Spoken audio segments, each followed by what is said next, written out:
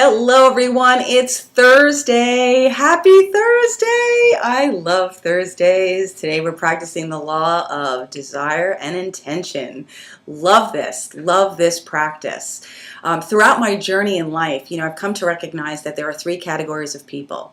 Those that make things happen, those that watch things happen, and those that wonder, what happened?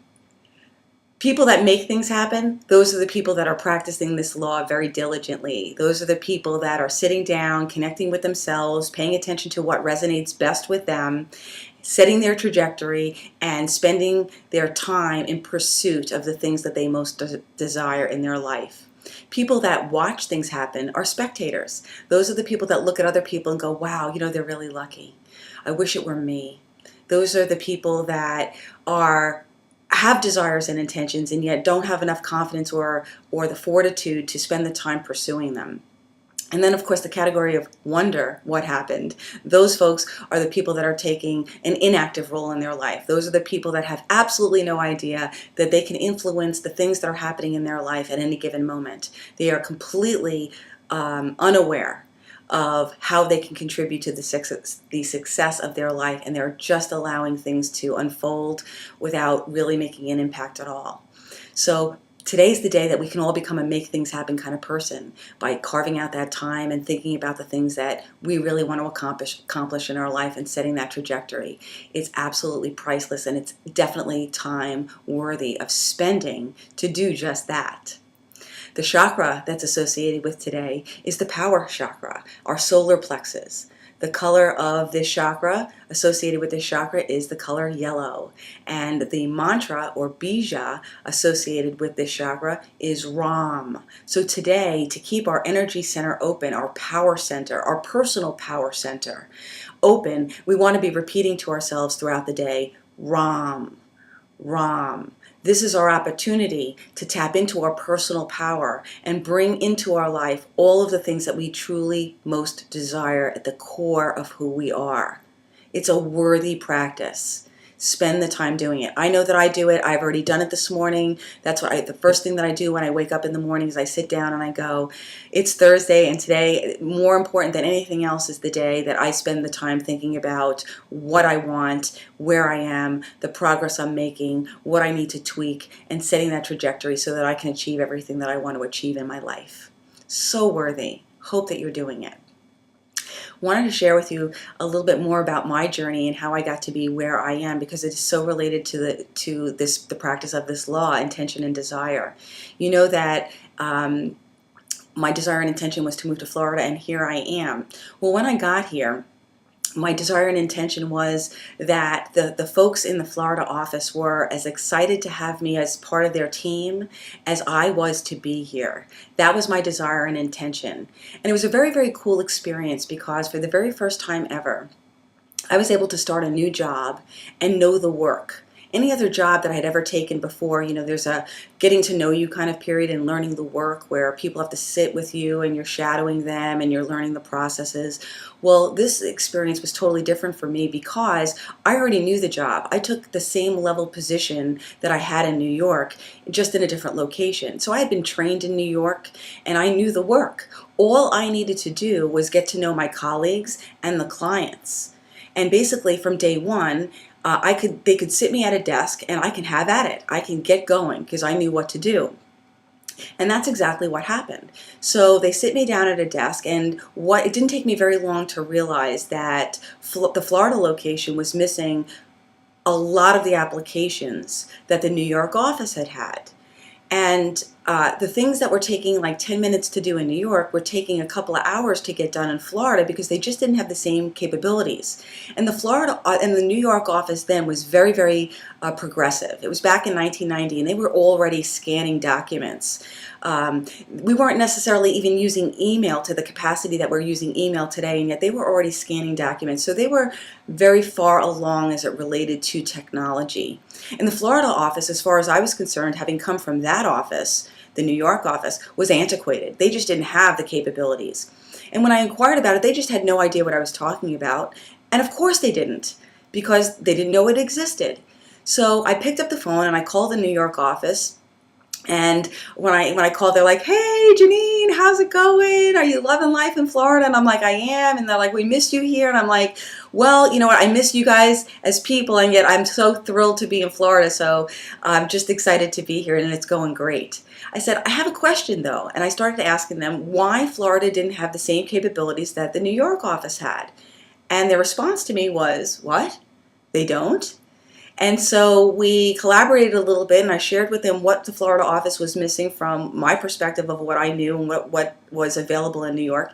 And we were able to bring the Florida office up to speed.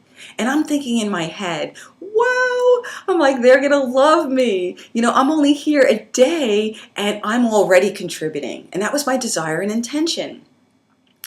Well, it really didn't work out that way, as I learned pretty quickly. The Florida folks didn't really perceive this the same way that I perceived it. And so I started to realize this pretty quickly. About a week later, I get a call from a client of mine in New York who says that he's thinking about moving his accounts to the Florida office, and could I set up an appointment? So I said, absolutely. So I walk over to the senior vice president. I tell him about the client, and at the time that client's relationship was worth $70 million. And basically what that means is if the client chose to move his accounts to Florida, all of the fee revenue that New York was collecting to manage this relationship would now move to the bottom line of the Florida office, which is really a great thing. So I'm explaining this, that this client wants to come down, let's set up a meeting, and I explained to the senior vice president, the one thing that will be most important to this client is knowing that I would be the person that's working on his accounts. And this was fairly significant because when I moved from the New York office to the Florida office, they took away some of my clearances. They took away some of my capabilities on the computer. And that would require them to give those back to me. And they didn't really want to do that because they wanted me to know that I was just an assistant. So I bring this all to the attention of the senior vice president. We set up the meeting. About a week later, the meeting takes place. All of these executives in a conference room, the client and me. And the client says to the senior vice president, I will move my accounts to Florida if you can guarantee me one thing. And the senior vice president says, what's that? He says, you have to guarantee me that Jeannine will be working on my accounts. Well, the senior vice president responds and says, well, Mr. Client, given the size of your relationship, we feel that you're entitled to have a vice president working on your accounts. And the client responds and says, I had a vice president in New York and he was fired for embezzlement. So if you can't guarantee me that Jeannine is going to be working on my accounts, it's no deal. And if it's that important to you that I have a vice president on my accounts, make her a vice president.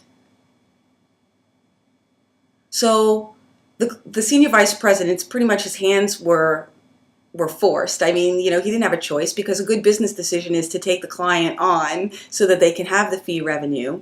And this really could have been perceived as a really great thing. And yet because the client forced the hand of the office of the senior vice president, it really wasn't a great thing. For me anyway. I'm thinking, wow, they're going to be so excited that they hired me.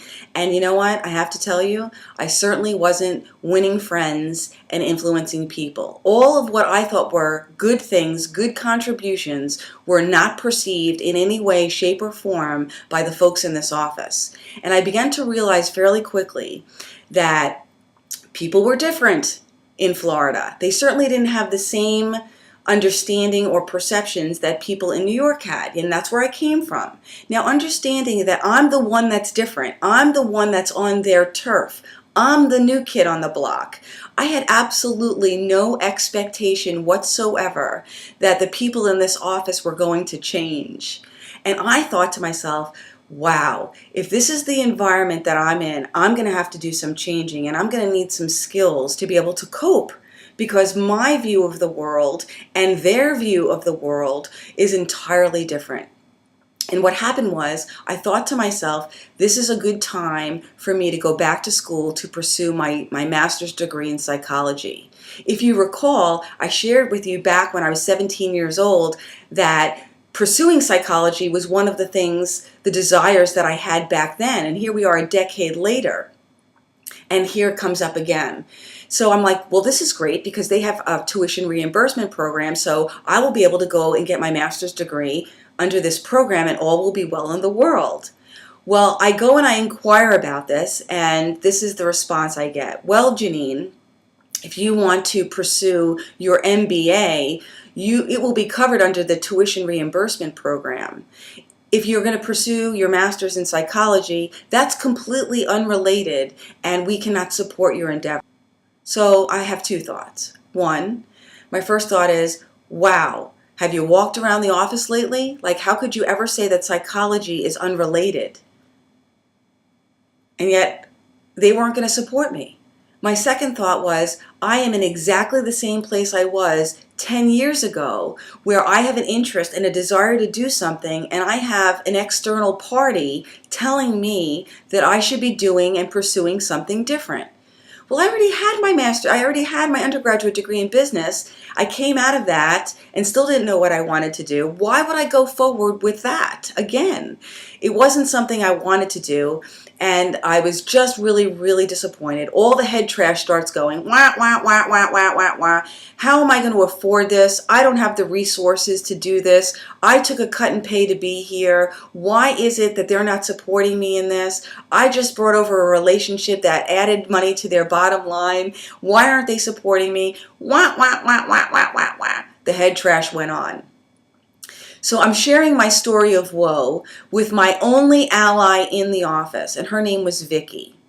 And Vicky said to me, Jeannine, how long do you think it's going to take you to get your degree? And I responded, 2 years.